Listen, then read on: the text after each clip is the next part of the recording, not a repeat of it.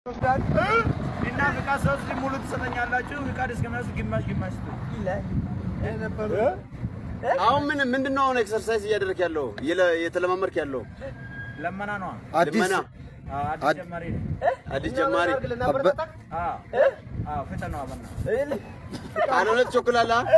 እሺ ደረሰሽ ጠይሽ የምን ማለት ፎሎ አርጉኝ እኮ ነው አዲስ ጀማሪ ነኝ ደላላ ይላል እንዴ ደማ